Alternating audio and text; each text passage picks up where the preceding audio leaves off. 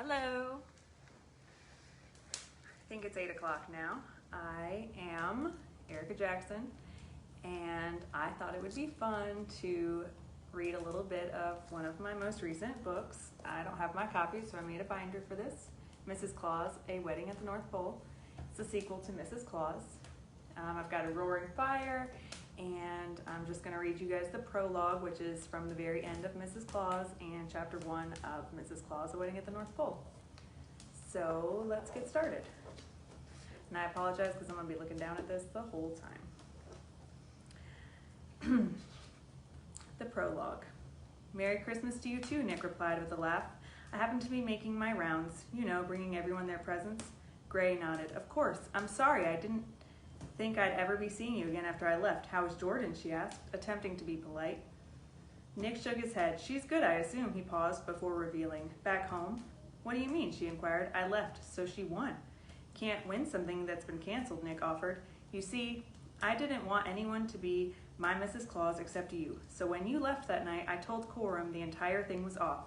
Gray was confused. But you were supposed to pick someone. That was the whole point. Aren't you going to get in some kind of trouble?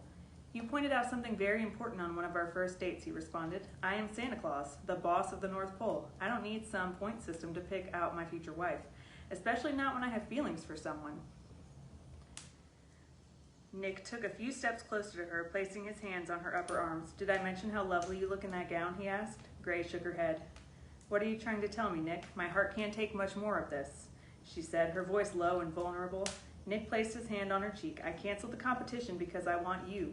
You're the only person I want by my side, the only woman in the world who could be my Mrs. Claus, he whispered, leaning in to place his lips to hers. Gray felt his lips on hers and allowed him to deepen the kiss just as Emma entered the room again. I hate to break this up, Emma cleared her throat and announced her presence, but don't you have a lot to do, Santa? Nick pulled back from the kiss and chuckled, glancing in Emma's direction. You're quite right, but I still haven't given Miss Reed her present. Emma leaned back on the wall in anticipation. Gray scrunched her face. What else could you have? You already told me you sent Jordan home and I get to be yours. There's nothing else I could ever need, she stated. Emma laughed, unable to help herself. That's cheesy even for you, Gray. Gray looked at her best friend and playfully frowned. Shh, she teased. You're going to ruin whatever this moment is. Gray looked back at Nick. Though, with you, this could be an elaborate scheme to throw something at me, she teased. She's not wrong, Nick agreed, as he got down on one knee in front of Gray. I didn't plan on you being so well dressed for tonight, but this look really works, he commented on her gown once again, adding to the anticipation. Gray rolled her eyes. Is this what I think, or are you about to just stand back up and get in your sleigh? Well, you did ruin our first kiss with questions about my beard, he replied teasingly.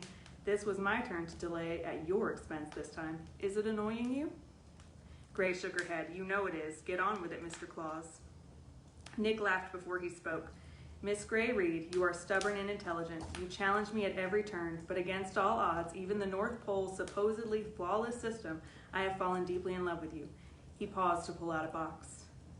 He opened it to reveal a ring. The ring had a diamond snowflake surrounded in smaller diamonds on a white gold band. You better not be playing with me, Gray warned.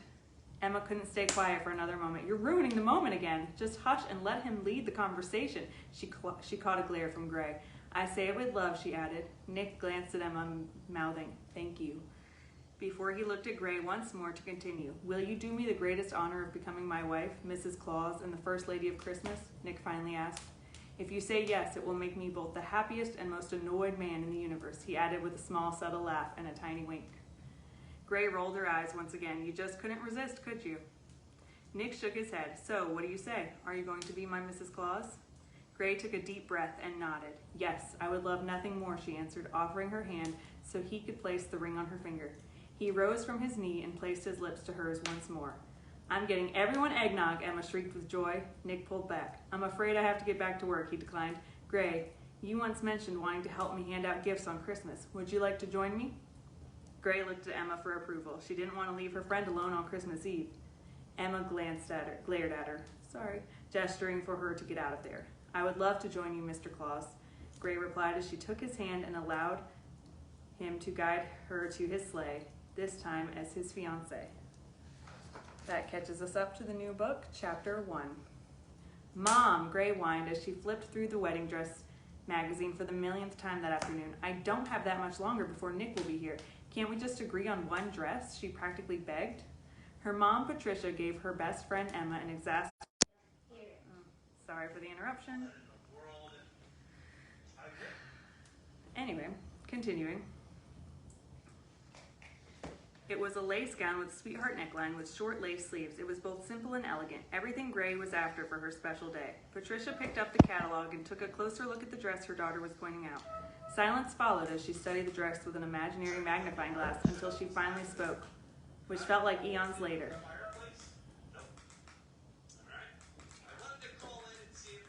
Jama, just go back in there. I'll be with you in 2 minutes.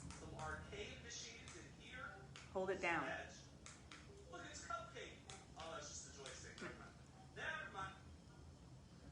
There you go. Sorry again. You know what 6-year-olds like to do when it's time for you to do something.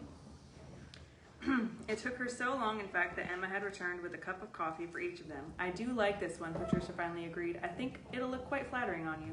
What do you think, Emma? She asked as she handed the magazine to Gray's best friend and maid of honor. Emma took the book and glanced at the dress in question. That's the one I like best. My vote is yes. She changed the subject. I'm honestly more interested in what I'm going to be wearing. Have you and Nick decided on colors? She asked. We have, Gray beamed. We're going with maroon and lace, she shared before handing Emma a page of choices she would be able to pick her dress from. What do you think? She asked, slightly nervous as she revealed the color scheme of her upcoming nuptials. Jameson.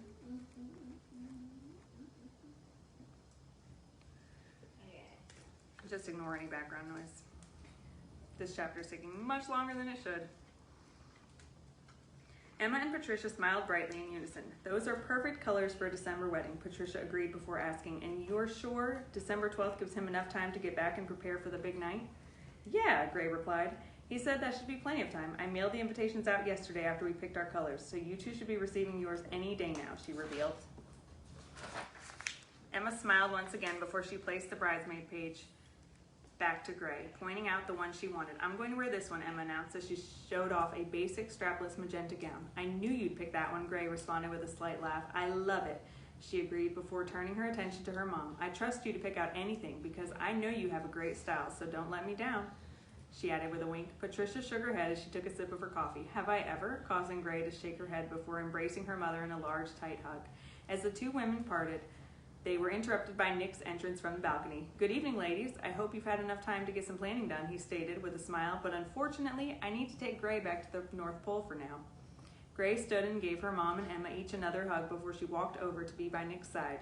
Sometimes she still couldn't get over the fact that he was so close to her age when he had gray hair and a beard to match. Luckily for her, he had a rugged Santa look instead of a cheesy one. I'm good to go, Gray replied after she wrapped her arms around him in a hug. We picked out my dress and the maid of honor dress, she shared proudly. Nick placed a small kiss on her forehead. Very good, dear. Well, ladies, he glanced back to Patricia and Emma. I'll bring her back again as soon as I can. With his words, the couple was back in Nick's sleigh and racing back to the North Pole at record speeds. Nick pulled back into the stables in 20 minutes before he hopped off the sled and came around to Gray's side to help her down as well. Once she was on her feet, he leaned down and gently placed his lips to hers. I can't believe I get to marry you in just a short 4 weeks, Nick gushed once their lips parted. I'm the luckiest man in the world. Gray shook her head. I hope you still feel that way after a few years, she changed the subject. What's on my agenda, she asked. Nick glanced at her with a hesitant frown forming on his lips. Actually, Coram needs to see you.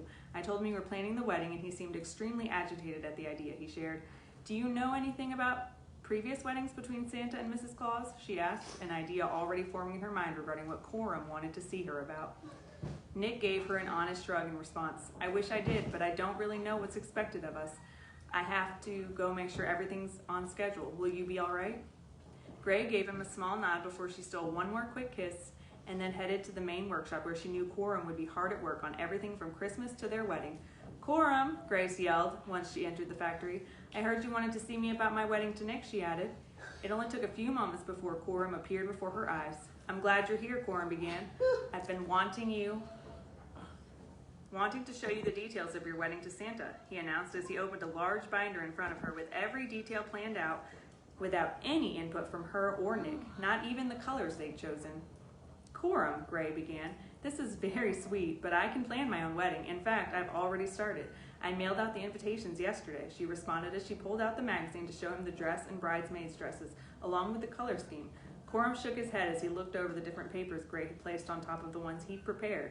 Gray, Mrs. Claus is not supposed to plan the wedding. It's always been up to the head elf, he revealed. Excuse me? Gray responded, her voice taking on a dangerous tone. And that brings us to the end of chapter 1. Currently, my book, Mrs. Claus, A Wedding at the North Pole, is free on Amazon, the ebook version. So feel free to grab it and catch up where we just left off.